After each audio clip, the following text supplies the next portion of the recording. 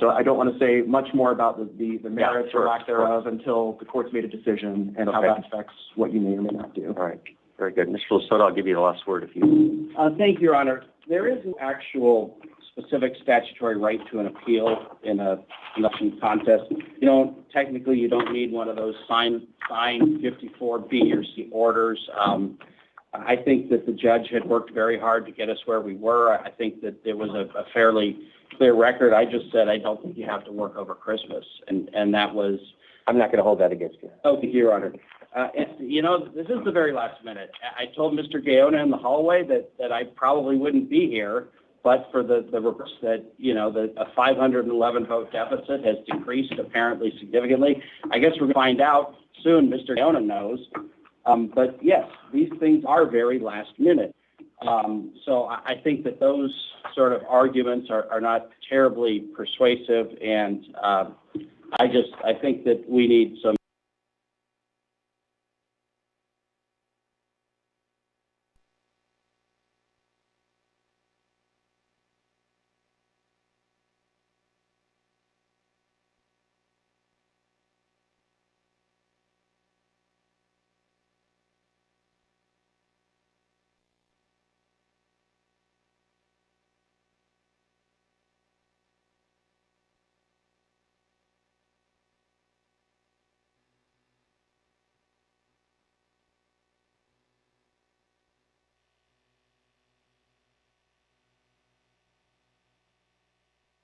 True or not. That's why we're here. Yeah. All right. Well, I am going to deny the motion to stay. I think the reasonable answer of the question that Mr. Lasota poses, when does it unabate, is when the case is over. These cases are unusual. We don't have them all the time. The case is over, and the fact that there is a discretionary special action plan to me doesn't mean that the case isn't over. That really, for all intents and purposes, has been a final order entered. So for stay is denied. So, all right, we'll move on to the recount portion of this. We had some discussion already about what the court's role in this, ministerial, perfunctory, whatever you want to call it. Looking, though, at the statute, it appears to me of 16665 that the court announces the result and makes and enters an order setting forth a determination. It sounds like that's what my role is. Is that? Yes, Your Honor, we would agree with that. What's in this sealed envelope here, just so the court is aware, is a formal report from the Secretary of State's office that goes through the results of the recount. That report is supported by a declaration from Ms. Lorick, attached to which is a summary report of the results statewide, and then for each county, a listing of the summary results. So there's an exhibit that's attached to that. We've also included a proposed order in that for the court's convenience. Okay. So I don't know if the court wants to, I'm happy to bring this up, to have the court open it and take a few minutes to make sure that everything's here. And obviously we have Ms. Lorick here in the courtroom to the extent the court has any questions. I was going to ask you procedurally how you wanted to proceed, but that's what seems to make sense to me. Just bring it to me. I'll look at it, and then we can talk about how you want the results announced. I assume you want the accompanying declaration and then the results filed in the record. That's correct. What is in the envelope are 2 copies of both the report and the declaration, which we did not file through Turbo Court before coming here today because we were awaiting the court's order. So whether the clerk can file it directly here or you'd prefer us to file them by Turbo Court after the court has entered its order, we're happy with whatever the court wants to do there. We'll talk about that before we finish. So if you want to bring that up, that's great. Thank you, sir.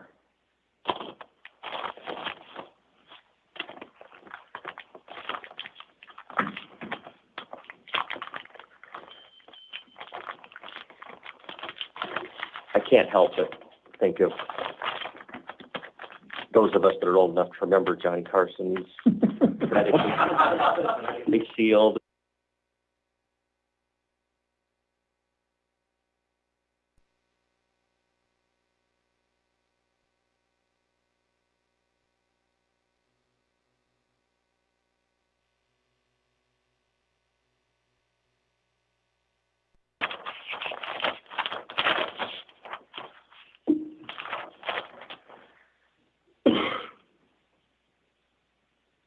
Declaration and the order. Okay.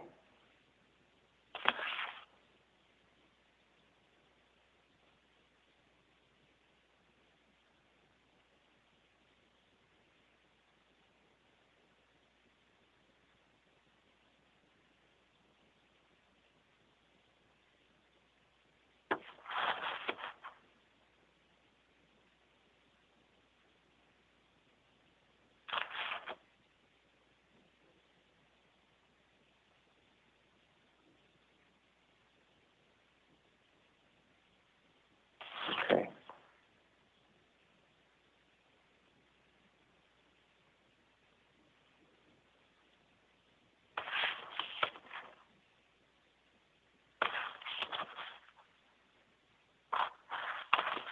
Okay. And Mr. Gaeta, which I think I would envision just reading, where there, I don't know if that I need to read the entire report. I think maybe starting in paragraph 2, reporting what the Secretary certified in paragraph 2. Yes, Your Honor, I think that's right. And then ultimately, we do need the signed order, Yes. certified copy of which needs to get to the Secretary. Yeah, we'll take care of that. I'll make sure we take care of that. So the court has been provided the Secretary of State's report of the recount results and the accompanying declaration of Corey Lorick. Both of those documents will be filed in the record. And the Secretary of State's report,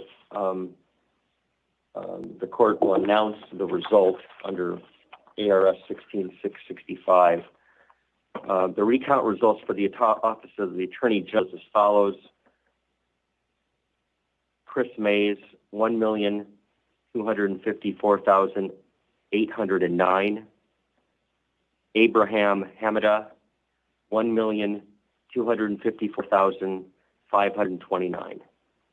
I'll repeat that. Chris Mays, 1,254,809.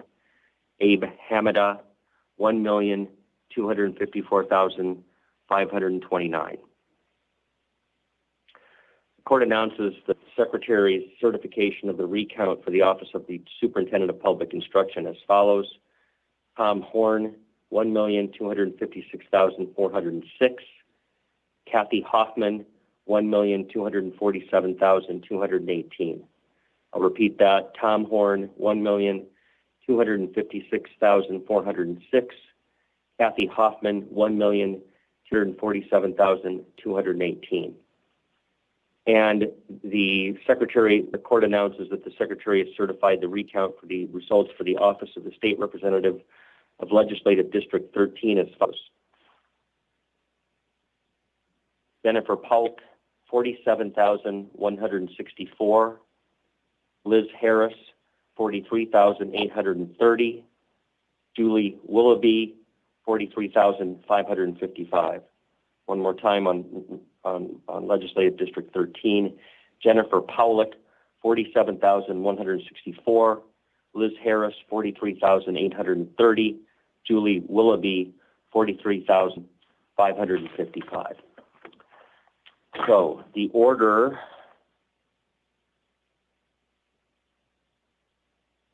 let me just take a quick look at it. I'm sure it's fine, but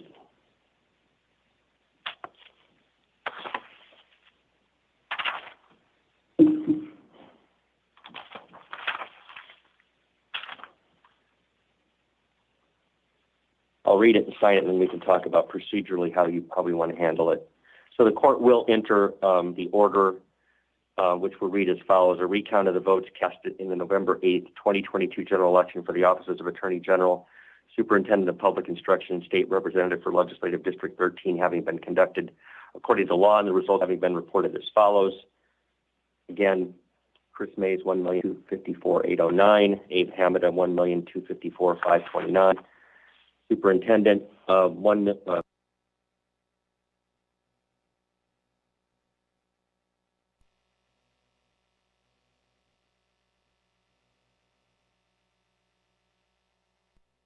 Jennifer Pollock, 47,164. Liz Harris, 43,000.